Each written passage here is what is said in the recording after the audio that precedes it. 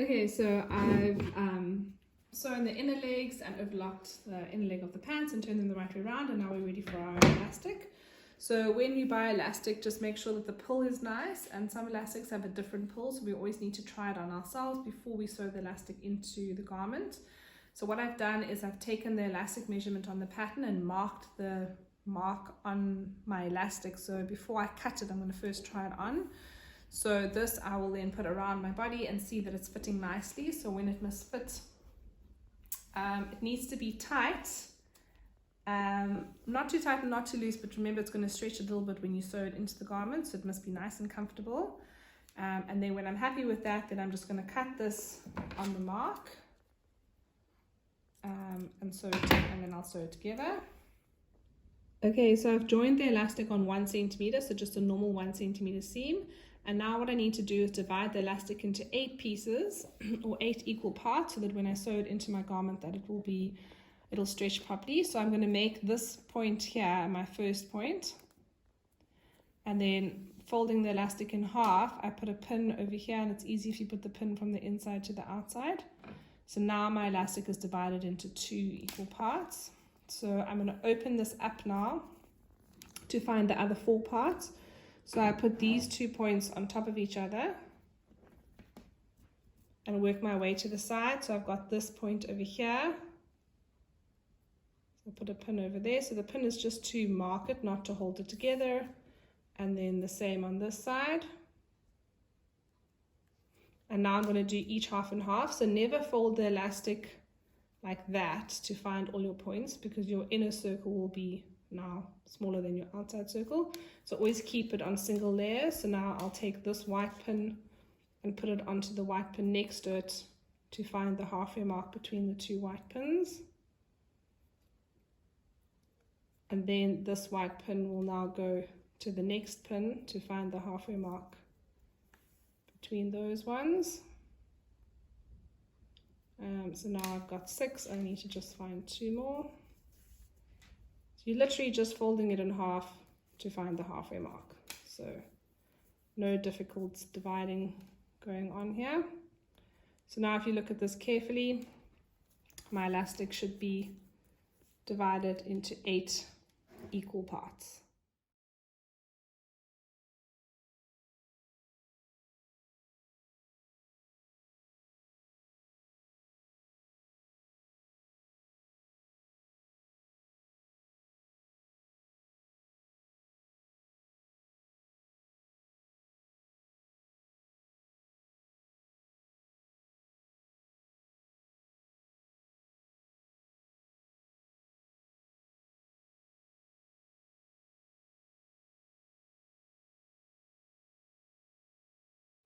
Okay, so we're going to overlock the elastic on. If you don't have an overlocker, then you will do this with your sewing machine.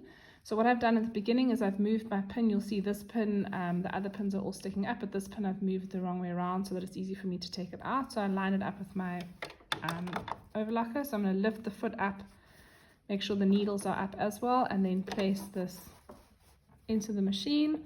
Put my foot down, put my needles down so that it's holding everything, and then I can take that pin out. Now when I pull, and this is very important when you're doing this, is to make sure that you're holding where the pin is and you're pulling so that the fabric, and you see now the fabric and the elastic are the same. Okay, so never let your fabric bunch up at the back. So if you actually just hold the pin and pull, you'll be fine. And then you're going to stitch, so keep this on the edge and stitch while pulling, and you've got to pull out the back at the same time. If you are worried about cutting your elastic, then you can move your blade out of the way. So if you ever need to stop, you can stop, but let go both sides and put your needle down before you do anything. Okay, this is very important, especially when you're doing this on the sewing machine, that your needle must always be down before you pull again, otherwise you're going to lose your place.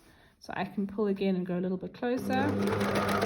Then I can take that pin out, put my needle down, take the pin out, to get to the next spot. So make sure that this fabric doesn't bunch up too much. Keep pulling, so pull so that they're both the same. And then I'm just going to sew to the next pin.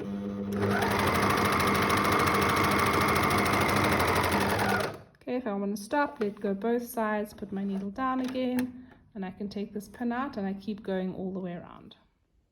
Okay, so I've overlocked the elastic into the pants, and now we need to fold it over to hide the elastic, and we're going to stitch a straight line stitching it down.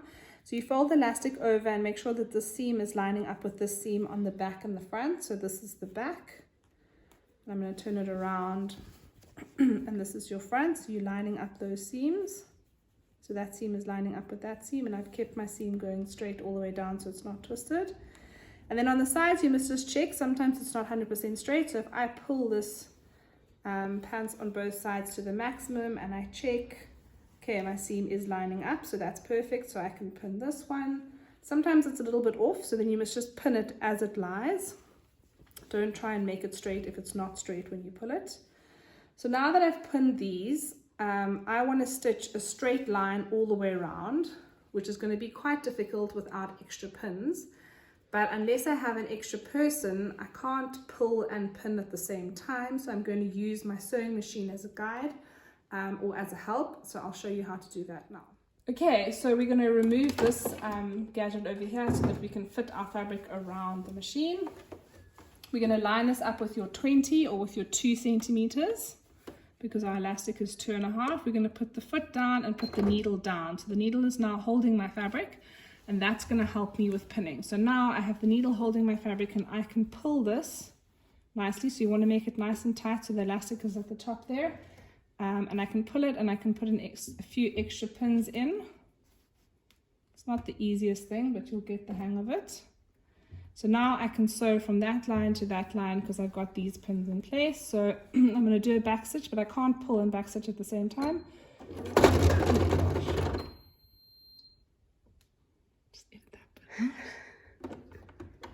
Why is it too clear?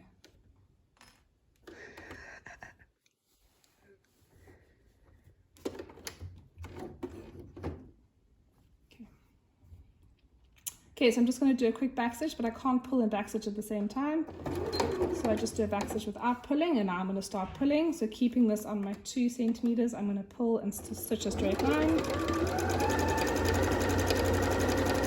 Again, when I stop, I must just make sure my needle's down. So my machine stops automatically with the needle down, but if yours doesn't, you need to put the needle down. Then I can take the pin out.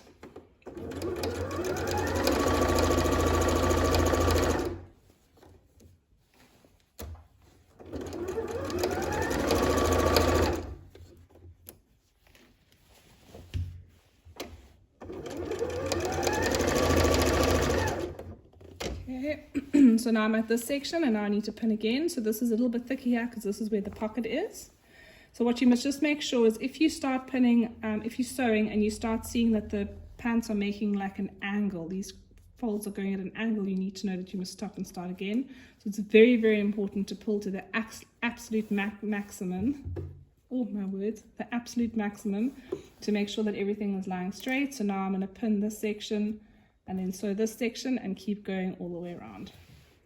And there you have your elastic sewn in nicely, nice and professionally, and your pants pockets sitting on the side here. So all you need to do is try your pants on and do your hem. And for the hem, what I've done is I've just overlocked it so long, and then I'll fold it up by 2 centimeters and sew on my 1.5 centimeter mark. If you need to cut your pants patterns shorter, then you may do so. And then you have a nice pair of pants.